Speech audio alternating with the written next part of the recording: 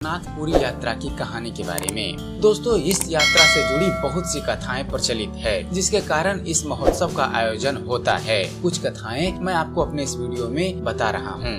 दोस्तों, कुछ लोगों का मानना है कि कृष्ण की बहन सुभद्रा अपने मायके आती है और अपने भाइयों से नगर भ्रमण करने की इच्छा व्यक्त करती है। तब भगवान श्री कृष्ण बलराम सुभद्रा के साथ रथ में सवार होकर नगर घूमने जाते हैं। इसी के बाद से रथ यात्रा का पर्व शुरू हुआ।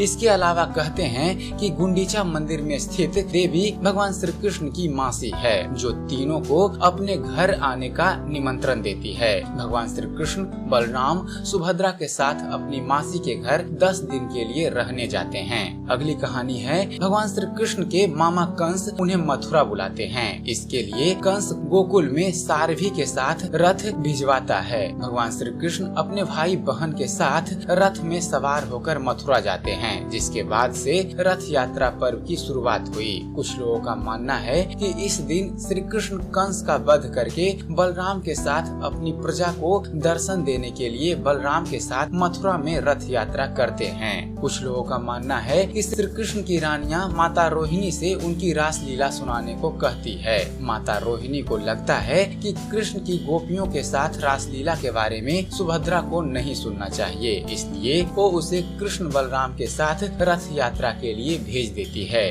तभी वहाँ नारद जी प्रकट होते हैं। तीनों को एक साथ देखकर वे प्रसन्न चित्त हो जाते हैं और प्रार्थना करते हैं कि इन तीनों के ऐसे ही दर्शन हर साल होते रहें। उनकी यह प्रार्थना सुन ली जाती है और रथ यात्रा के द्वारा इन तीनों के दर्शन सबको होते रहते हैं। और दोस्तों, चलिए अब आपको बतला देते हैं जगन्नाथ मंदिर से जुड़े इतिहास के बारे में। दोस्तों, कहते हैं कि भगवान श्री कृष्ण की मौत के पश्चात जब उनके पार्थिव शरीर को द्वारिका लाया गया, तब बलराम अपने भाई की मृत्यु से अत्यधिक दुखी होते हैं। भगवान श्री कृष्ण के शरीर को लेकर वे समुद्र में कूद जाते हैं। उनके पीछे पीछे सुभद्रा भी कूद जाती है। उसी समय भारत के पूर्व में स्थित पुरी के राजा इंद्रद्युम्न को स्वप्न आता है कि भगवान श्री कृष्ण का शरीर समुद्र में तैर रहा है, अतः उन्हें यहाँ कृष्ण की एक विशाल प्रतिमा बनवानी चाहिए और मंदिर का निर्माण करवाना चाहिए। उन्हें स्वप्न में देवदूत बोलते हैं कि कृष्ण के साथ बलराम सुभद्रा की लकड़ी की प्रतिमा बनाई जाए और भगवान श्री कृष्ण की अस्थियों को उनके प्रतिमा के पीछे छेद करके रखा जाए। राजा का सपना सच हुआ, उन्हें कृष्ण की अस्थियां मिल गई। लेकिन अब वह सोच रहे थे कि इस प्रतिमा का निर्माण कौन करेगा। माना जाता है कि शिल्पकार भगवान विश्वकर्मा एक बढ़ई के रूप में प्रकट होते हैं और मूर्ति का कार्य शुरू करते हैं। कार्य शुरू करने से पहले वे सभी से बोलते हैं कि उन्हें काम करते वक्त परेशान नहीं किया जाए, नहीं तो वे बीच में ही काम छोड़कर चले जाएंगे। कुछ महीने हो जाने के बाद मूर्ति नहीं बन पाती है। तब उतावली के चलते राजा इंद्रद्युम्न बढ़ई के रूम का दरवाजा खोल देते हैं। ऐसा होते ही भगवान विश्वकर्मा गायब हो जाते हैं। मूर्ति उस समय पूरी नहीं बन पाती है, लेकिन राजा ऐसे ही मूर्ति को स्थापित कर देते हैं। वो सबसे पहले मूर्ति के पीछे भगवान श्री कृष्ण की अस्थियां रखते हैं और फिर मंदिर में विराजमान कर देते हैं। दोस्तों, एक राजसी जुलूस 3 विशाल रथों में भगवान श्री कृष्ण बलराम और सुभद्रा का हर साल मूर्तियों के साथ निकाला जाता है। भगवान श्री कृष्ण बलराम सुभद्रा की प्रतिमा हर 12 साल के बाद बदली जाती है। जो नई प्रतिमा रहती है वह भी पूरी बनी हुई नहीं रहती है। जगन्नाथपुरी का यह मंदिर एक लौता ऐसा मंदिर है दोस्तों, जहाँ 3 भाई बहन की प्रतिमा एक साथ है और उनकी पूजा अर्चना की जाती है। और चलिए दोस्तों, अब आपको बतला देते हैं जगन्नाथपुरी के रथ यात्रा से जुड़े कुछ ऐसे रोचक तथ्य जिनके बारे में शायद आप लोग नहीं जानते होंगे।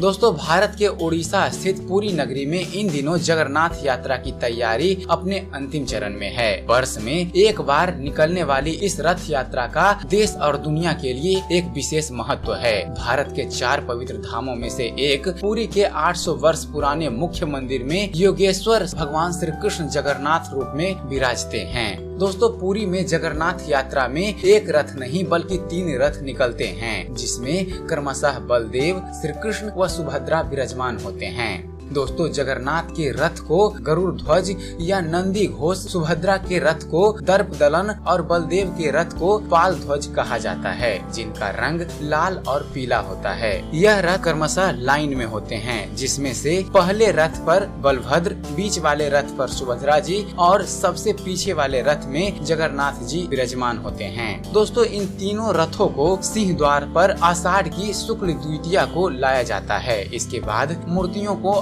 स्नान और वस्त्र पहनाने के बाद इसमें विराजित किया जाता है। दोस्तों जब ये रथ तैयार हो जाते हैं तो इसके बाद पुरी का राजा एक पालकी में बैठकर इनकी प्रार्थना करता है और प्रतीकात्मक रूप से रथ मंडप को झाड़ू से साफ करते हैं, जिसे छर फहनरा नाम से जाना जाता है। दोस्तों इसके बाद लगातार तीनों रथों को एक रस्सा से बांधा जाता है, जिसे भक्तजन खींचते हैं। माना जाता है दोस्तों कि इन रस्सी को छूने मात्र से मोक्ष की प्राप्ति हो जाती है और इंसान जन्म मृत्यु के चक्र से मुक्त हो जाता है। दोस्तों भगवान का यह रथ पुरी नगर से होते हुए गुंडीचा मंदिर पहुंचते हैं, जहां पर 7 दिनों तक भगवान जगन्नाथ यहां पर विश्राम करते हैं। इसके बाद फिर से रथों को आषाढ़ के 10वें दिन मुख्य मंदिर की ओर पुनः ले जाया जाता है और इसे बहुरा यात्रा कहते हैं। दोस्तों इस मंदिर में आकर सभी मूर्तियां रथ पर ही रहती है। एकादशी के दिन मंदिर के द्वार खोलकर भगवान जगन्नाथ, बलभद्र और सुभद्रा की मूर्तियां अंदर पुनः स्थापित कर दी जाती है। तो ये था दोस्तों पुरी के जगन्नाथ मंदिर से जुड़ी उसका इतिहास और उससे जुड़े कुछ रोचक तथ्य। और दोस्तों चलते चलते एक ज्ञान की बात, भगवत गीता में भगवान श्री कृष्ण अर्जुन से कहते हैं कि हे अर्जुन, जो कोई भी जिस किसी भी देवता की पूजा विश्वास के साथ करने की इच्छा रखता है, मैं उसका विश्वास उसी देवता में दृढ़ कर देता हूँ। तो दोस्तों आप किसी भी धर्म के हो, किसी भी जाति के हो, आप किसी भी रूप में भगवान को मानते हो, उनकी पूजा करते हो, इससे कोई फर्क नहीं पड़ता। भगवान इतने दयालु हैं कि भगवान को किसी भी रूप में किसी भी तरह याद किया जाए तो वो अपने भक्तों का कल्याण ही करते हैं। तो आशा करते हैं आप सभी को हमारा यह वीडियो पसंद आया होगा।